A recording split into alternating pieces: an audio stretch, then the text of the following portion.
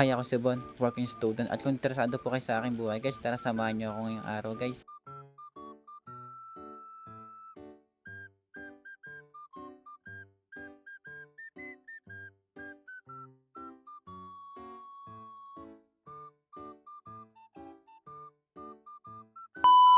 Ngayong araw pala guys ay gumising pa rin tayo ng maaga guys kasi magtitinda pa rin tayo. At may swimming lesson rin pala kami guys ngayong araw. Ang gagawin ko muna guys, magtitinda muna ako. Total 12:30 pa naman yung swimming lesson namin. At eto na nga guys, namili na ako ng mga isda dito guys. Konti nga lang pala yung isda na napili ko ngayong araw. Kasi guys si Frank at si Justin lang magbabantay dito guys pag alis ko. Kaya tama lang talaga yung pinili ko na mga paninda ngayong araw guys. At nakapili rin na pala ako ng mga gulay guys. Tapos kumuha lang akong 3 perasong manok. Nilinisan ko lang pala yung manok guys kasi nga madumi to kasi nga bagong katay. Dinisplay ko na rin pala guys yung mga isda namin guys sa kariton. At si Justin muna pala yung kasama ko ngayong araw guys kasi nga si Frank guys ang magtitinda muna sa boss ko. May binili rin pala ako guys isang ubas guys, isang box nga lang to. Isang box lang kasi yung kasya sa isang kariton guys, kaya ito tipid-tipid muna sa space ng kariton ko. Hayaan nyo nga guys, malapit na rin kami gumawa ng kariton ni Frank. After guys, dinisplay ko na rin guys yung mga gulay namin. Medyo konti nga lang yung gulay ko ngayong araw guys kasi nga sinakto ko lang yung mga gulay namin at mga paninda. At yung mga gulay pa lang ngayon guys ay mahal pa nga rin at tumataas pa nga guys.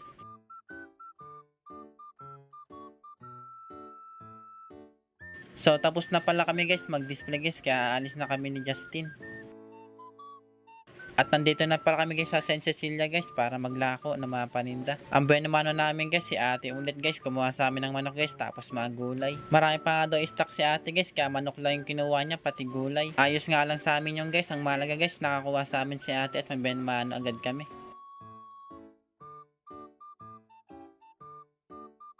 Dito naman guys, kumuha si nanay guys ng konting baboy guys, panahog sa gulay. At kumuha rin pala guys si nanay guys ng gulay. Hiniwa ko nga lang guys na maliliit guys yung baboy ni nanay guys kasi nga pansahog ni nanay to.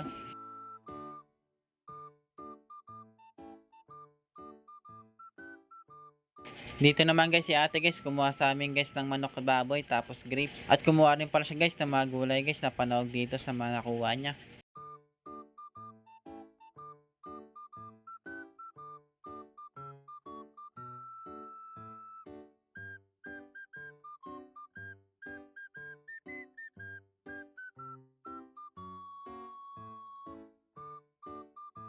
At pinahiwa na rin pala guys ni ate guys yung manok niya guys sa akin.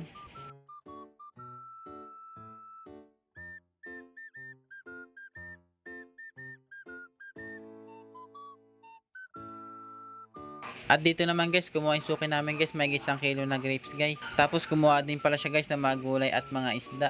Kaya yung guys, konti na lang yung grapes namin, tapos mga isda guys at mga gulay. Dito naman po si Ate Arlette guys ay kinuha na lahat ng ubas namin guys, tapos kumuha sa amin ng baboy at isda. Ginawa ko lang dito guys sa baboy guys ay pang pork chop nga daw sabi ni ate kasi malambot yung gantong part daw na baboy guys, kaya ito yung kinuha niya. At umuwi na rin pala ako guys tapos nagbihis na rin at naglalakad na rin pala ako guys papunta doon sa resort na pupuntaan namin para mag-swimming. At nasa jeep na pala kami guys, kasama ko yung kabady ko na si Carl. Nandito na pala kami guys sa Sabarte guys, Sky Mall guys, tapos inantay namin kapogi-pogi namin kabady. Ayan nga guys yung pogi namin kabady guys ay napaka-pogi talaga guys, nakaporma pa talaga. So ayan guys, naglalakad na pala kami dito guys papunta doon sa resort na pupuntaan namin para mag-swimming lesson. Medyo mahaba nga rin pala yung nilakad namin guys. At nandito na rin pala guys yung mga classmate namin guys nag-aantay sa labas ng resort. Ayan nga guys, shoutout sa mga kabady ko na nauna sa amin.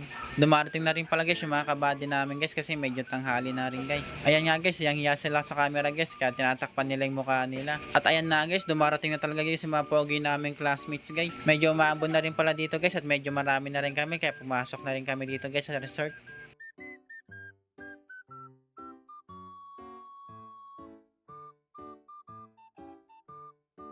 Dito nga guys, inaantay lang namin guys si sir namin guys kasi nga wala pa yung sir namin. Habang wala pa naman si sir guys, nagpapalakasan nga sila dito. Guys, so kaya! Guys, so kaya! Guys, so kaya! Akimbo! 1, 2, 3, go! Wait lang. Okay. 1, 2, 3, go! Grabe, ayos mo kaya. Guys, so kaya! Sige, kuha! Grabe, lalakas. At ilang oras na guys na nakalipas guys tapos wala pa rin talaga si sir guys. Kaya ito guys yung mga kabady ko ay nakatambay pa rin. Sa wakas nga guys, dumating na rin yung sir namin guys at nandito na pala kami guys sa swimming pool guys. At ayun nga guys, kumpul-kumpul talaga yung mga tao dito guys kasi nga sobrang dami talaga namin dito guys.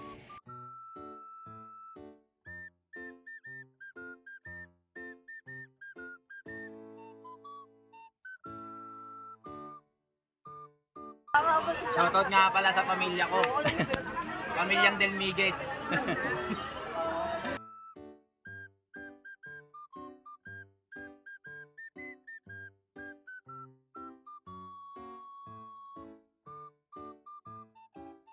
At ito na guys, nag-umpisa na yung swimming lesson namin dito guys. Tapos yung isang kabady namin guys ay tinali na nga para mag-swimming na. Tinali lang pala yung pa guys, tapos nagpalutang-lutang tapos pupunta sa kabilang side ng swimming pool. After nya guys, pag nakapunta na sa kabilang side ng swimming pool guys, tatanggalin lang yung tali guys, tapos pupunta ulit sa kabilang side ng swimming pool. At ito na rin pala guys yung last swimming lesson namin guys kasi nga patapos na rin yung first sem namin.